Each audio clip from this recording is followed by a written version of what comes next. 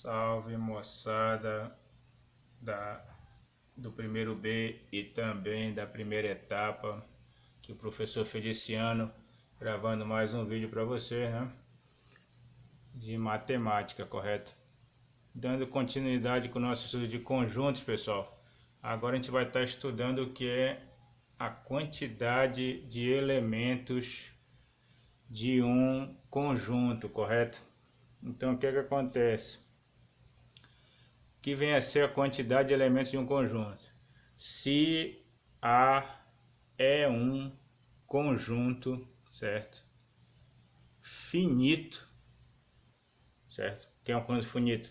É aquele que tem um número determinado de elementos, né? Que vai até uma quantidade certa de elementos, não tem um número que não dê para determinar, como são os conjuntos infinitos, né? Então, se for um conjunto finito, dá para a gente saber a quantidade de elementos. Denotamos sua quantidade, certo? Por NA, certo? NA, ou seja, número de elementos do conjunto A.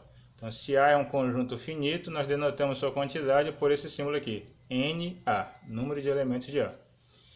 Em particular, nós temos duas situações. Temos, né?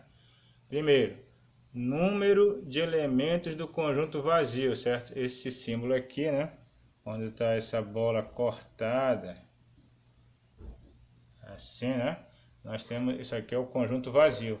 E qual é o número de elementos do conjunto vazio? Se o conjunto é vazio, o número de elementos dele é quanto? São zero, não tem nenhum elemento, são zero elementos, certo? No conjunto vazio.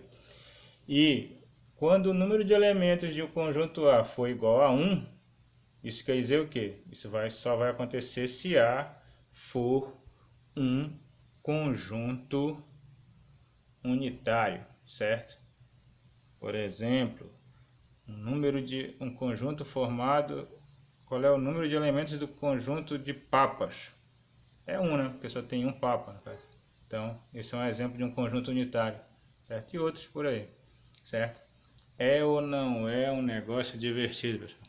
Então, isso aí é a quantidade de elementos de um conjunto, certo? Então, agora a gente vai apagar para a gente falar agora sobre a quantidade de elementos da interseção de dois conjuntos. Falou?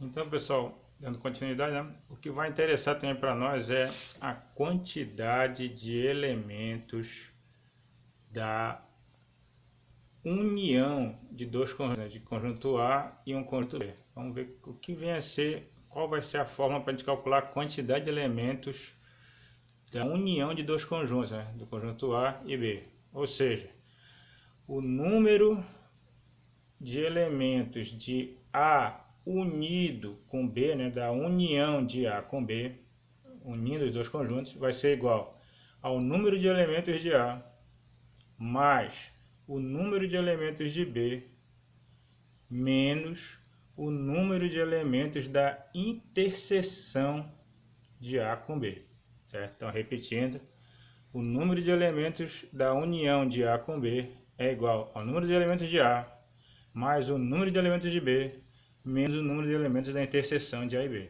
certo? Então, ele mostra aqui no diagrama, você tem aqui o conjunto A e aqui o conjunto B, e tem essa parte aqui que pertence aos dois, né?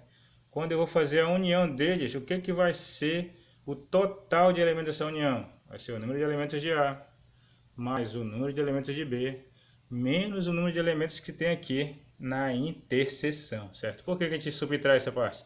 Porque esses elementos já foram contados quando a gente contou elementos de A e também quando a gente contou elementos de B, né? A gente já contou de duas vezes, então a gente subtrai depois, certo? Então por isso que a fórmula fica desse jeito. Beleza, pessoal? Então agora eu vou só copiar uma atividade para vocês tentarem fazer em casa sobre as operações que a gente viu até agora de conjuntos, né? Operações com conjuntos. Falou? Só um momento aí.